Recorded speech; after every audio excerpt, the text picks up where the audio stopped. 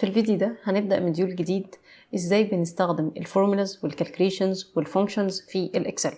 في الفيديو ده هنتكلم بالتفصيل اكتر عن الارثماتيك اوبريتورز عندي، ازاي بستخدم البلس والماينس والتايمز والديفايد والباور، ببدأ استخدمهم ازاي، وهل في عندي اولويات في التنفيذ ولا لا، وهكذا. تعالوا نجرب مع بعض.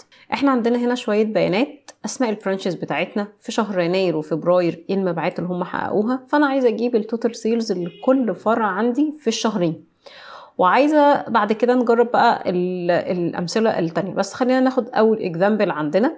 فانا دلوقتي عايزه اجيب التوتال سيلز للرقمين دول لفرع اسكندريه وكايرو وطنطا وهكذا. فاحنا في اول فيديو خالص اتكلمنا علشان اقدر اعمل ايكويشنز او اقدر اعمل كالكوليشنز وفانكشنز في الاكسل بستخدم اسماء السيلز، مش بستخدم المحتوى اللي جوه السيلز. يعني ما ينفعش اروح اقول له 100 زائد 300، لا، انا اروح اقول له اسم السيل بلس اسم السيل.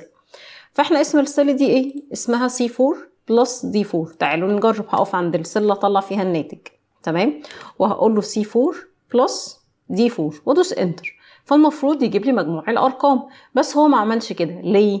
علشان دلوقتي هو انا كاتبه له كلام، هو يعرف منين دي ايكويشن وان دي مش ايكويشن. لازم علشان اعرف الاكسل ان هو يبدا يعمل كالكوليشنز او يعمل بروسيسنج على ارقام ويبدا يعمل عمليات حسابيه، لازم في الاول احط علامه الايكوال او علامه يساوي. فانا قبل ما اكتب اسماء السيلز هروح ادوس دبل كليك كده واحط علامه الايكوال عندي. مجرد بس ما حطيت علامه الايكوال الدنيا بدات تنور عندي، بقى السي 4 لونها ازرق والدي 4 لونها احمر. فانا حاليا لو دوست انتر ففعلا هيحسب لي مجموع الارقام. طب تعالوا نجربها تاني. يبقى اول حاجه هنعمل ايه؟ اتفقنا دلوقتي ان اول حاجه هروح اعملها، سواء بعمل فانكشنز، بعمل فورمولاز عاديه، بعمل اي كالكوليشنز في الاكسل، اول خطوه ايكوال، وبعد كده نعمل اللي احنا عايزينه بقى.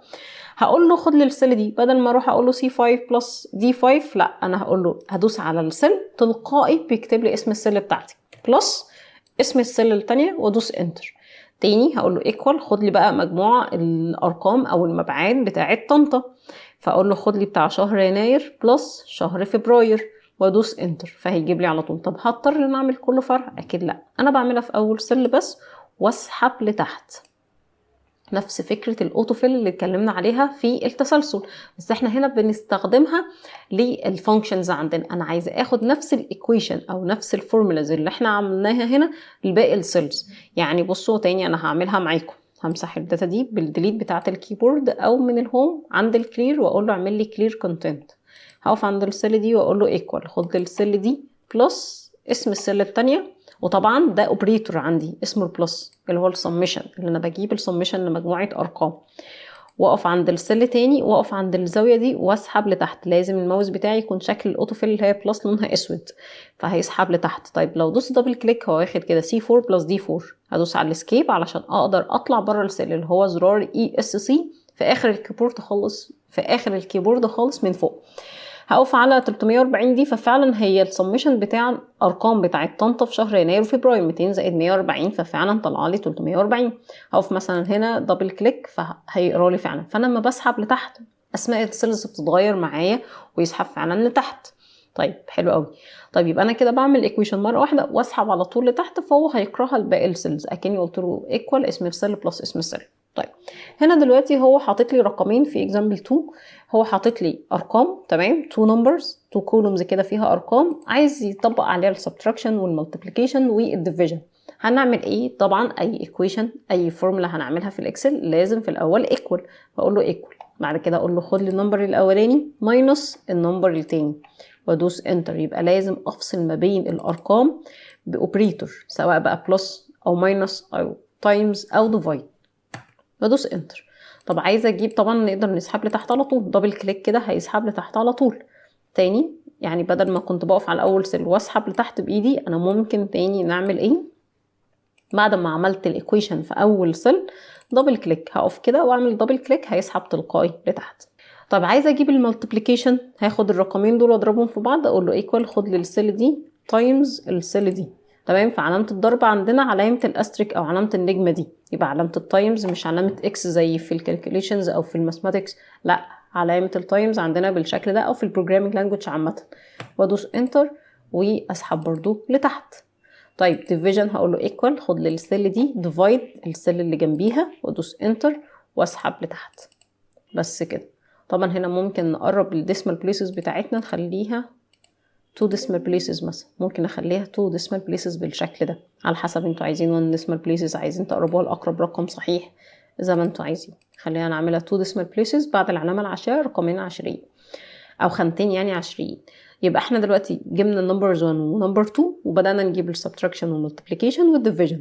يبقى احنا كده اتعلمنا دلوقتي مع بعض ازاي بستخدم البلس والماينس والتايمز والسبتراكشن اللي هي السلاش. خدوا بالكم ما ينفعش في السلاش اروح اعملها بالشكل ده، تمام؟ دي اسمها باك سلاش. يعني لو انا جربت دلوقتي عند السيل دي وقلت له ايكوال خد لي السيل دي باك سلاش السيل دي، هيطلع لي ايرور حتى ما كملهاش، لان ده مش اوبريتور عندنا، تمام؟ فناخد بالنا. وما ينفعش برضو اروح اقول له مثلا العلامه دي اللي هو الفيرتيكال لاين ده، تمام؟ فما ينفعش برضو، هو علامه الاسم عندنا اللي هي السلاش العاديه مش الباك سلاش ولا الفيرتيكال ده بس. واقول له السيل اللي جنبيها، انا اسفه، السيل اللي جنبيها مثلا وادوس انتر واسحب لتحت بقى زي ما احنا عايزين. يبقى ناخد بالنا دي الارثماتيك اوبريتورز عندي. طيب حد قال لي كده اللي انا اقف في اي سيل فاضيه، خلينا يعني نجرب اكزامبل 3 اللي احنا عايزين نقف في سيل فاضيه وعايزه اجيب دلوقتي 4 زائد 2 في 10 على 2. طيب هنعملها ازاي؟ هقف في السيل دي وعايز الريزلت بتاعت الايكويشن دي. فاول حاجه هنعمل ايه؟ لازم الاول احط ايكوال. من غير ما احط ايكوال وهكتب 4 بلس 2 تايمز 10 ديفايد 2 وادوس انتر هيحطها لي زي ما هي اكني بكتب كلام عادي، تمام؟ علشان يفهم ان هي فعلا ايكويشن وهو يبدا يعمل عليها كالكوليشن فلازم لازم لازم احط في الاول ايكوال. فاول حاجه احط ايكوال، اقول له 4 بلس 2 تايمز 10 ديفايد 2 بس كده وادوس انتر فطلع لي 14، طلع لي 14. طيب تعالوا كده واحده واحده نتكلم عن جزء مهم جدا كده.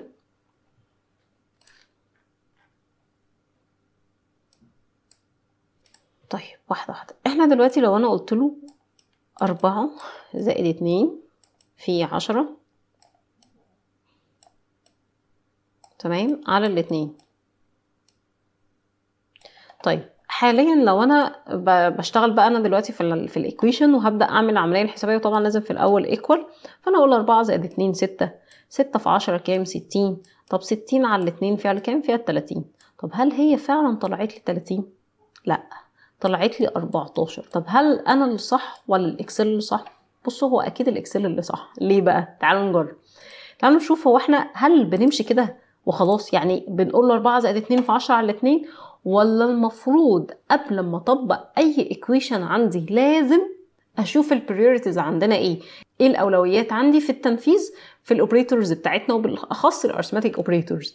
اول حاجه هو مش بيروح يطبق بالترتيب كده بلس وتايمز وبعد كده ديفايد، لا هو عنده اولويات في التنفيذ.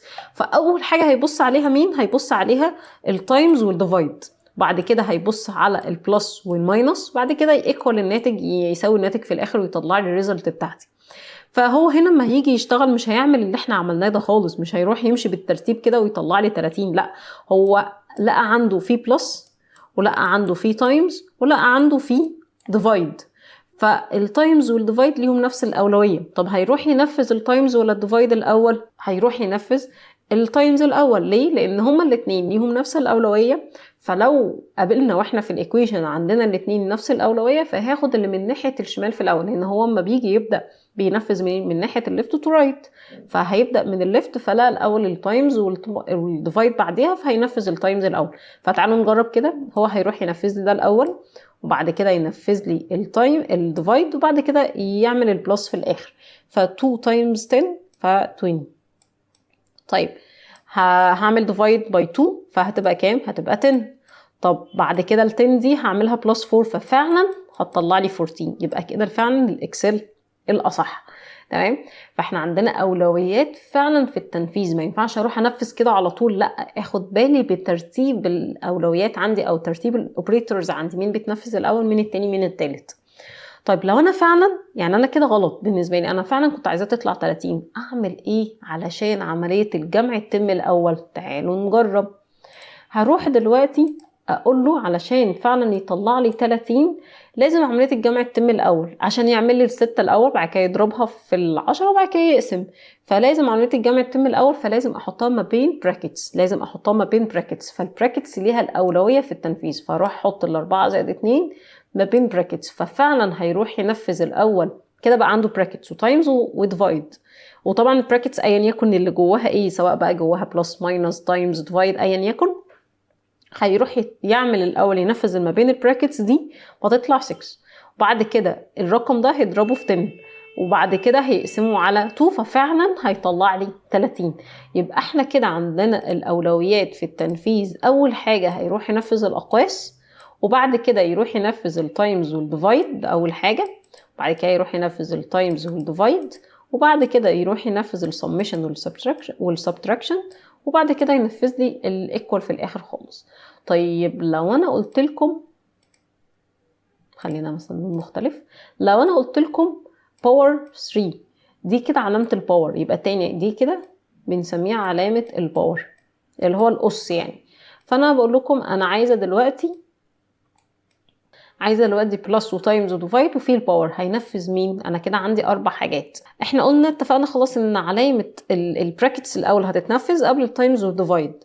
طب انا دلوقتي عندي براكتس وعندي باور، مين هيتنفذ الاول؟ البراكتس اللي هتتنفذ الاول. يبقى احنا اول حاجة هيروح ينفذ لي البراكتس الاقواس، وبعد كده هيروح ينفذ الباور ليها اولوية عن التايمز والديفايد، الباور ليها اولوية عن التايمز والديفايد، وبعد كده ينفذ لي التايمز والديفايد، وبعد كده ينفذ لي البلس والماينس. تمام، هيروح ينفذ لي البلس والماينس، وبعد كده الايكوال في الاخر خالص. يبقى احنا عندنا في اولويات في التنفيذ في الارثماتيك اوبريتورز، عندنا بينفذ الاول الاقواس، بعد كده الباور لو عندي باور، بينفذ بعد كده التايمز والديفايد، بعد كده البلس والماينس السمشن والسبتراكشن، وبعد كده بيكوال الايكواليتي بتاعتي في الاخر خالص، هو بيطلع لي الريزلت بتاعتي. طيب تعالوا نجرب ده على الاكسل. انا دلوقتي كنت واقفه عند السيل دي وفعلا استخدمنا من غير اوبريتورز ولا اي حاجه فطلع لي 14 وده الصح. طيب لو انا عايزه عمليه الجمع تتم الاول، فانا عايزه اروح احط اقواس عند السمشن عند الجزء بتاع البلس، فهل همسح بقى واعيد من تاني؟ اكيد لا، هندوس دبل كليك ونعدل، او هنعدل من فورمولا بار من فوق. تعالوا هنجرب دي وهنجرب دي دلوقتي. هدوس دبل كليك، فهحط قبل الفور فتحه قوس بشيفت 9، وهحط بعد التو شيفت 0 اللي هو قفله القوس، وادوس انتر، ففعلا هيروح ينفذ لي السمشن، وبعد كده هيروح ينفذ لي السمشن ما بين البراكتس، بعد كده التايمز، بعد كده الديفايد، فيطلع لي 30 فعلا. طب عايزه احط الباور برضو، ممكن نقف كده دبل كليك، او تعالوا نجربها من هنا.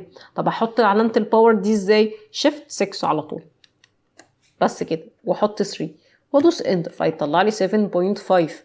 فكده هيروح يعمل ايه؟ هينفذ السمشن الاول، بعد كده ينفذ الباور الاول، وبعد كده ينفذ التايمز، وبعد كده الديفايد. فاحنا عندنا اولويات في التنفيذ، ناخد بالنا من الحته دي. اول حاجه زي ما قلنا الاقواس، وبعد كده هيحط علامه الباور، بعد كده يستخدم التايمز والديفايد، وبعد كده البلس والماينس. تمام، وبعد كده الايكوال في الاخر خالص. فاحنا كده عندنا اولويات في التنفيذ في الارثماتيك اوبريتورز عندي، يبقى احنا كده في الفيديو ده اتكلمنا ازاي بنقدر نعمل اوبريتورز ما بين الارقام عندنا والبيانات عندنا باستخدام البلس، الماينس، الديفايد، التايمز، الباور، وناخد بالنا ان في عندي اولويات في التنفيذ. وقلنا علشان حاجه تتم الاول ايا يكن كانت ايه، بلس ماينس ديفايد تايمز ايا يكن، هحطها ما بين براكتس، هحطها ما بين اقواس، فبينفذ الاول البراكتس ما بين الاقواس، بعد كده ينفذ لي الباور، بعد كده التايمز والديفايد، وبعد كده الايكوال في الاخر، ويطلع لي الناتج الريزلت بتاعتنا. في المره الجايه بقى هنتكلم اكتر لو انا عندي ارقام كتير، هل هينفع البلس والماينس والديفايد؟ لا، هنبدا نستخدم حاجه جديده اسمها الفانكشنز. بس قبل الفانكشنز لازم نتعلم حاجه اسمها الابسوليوت ريفرنس والريلاتيف ريفرنس. ازاي بيكون عندي الريفرنس السيل بتاعتي، ازاي بقدر اخليها ريلاتيف يعني متغيره، وازاي بقدر اخليها ابسوليوت يعني ثابته. فالمره الجايه هنتكلم عن النقطه دي مع بعض.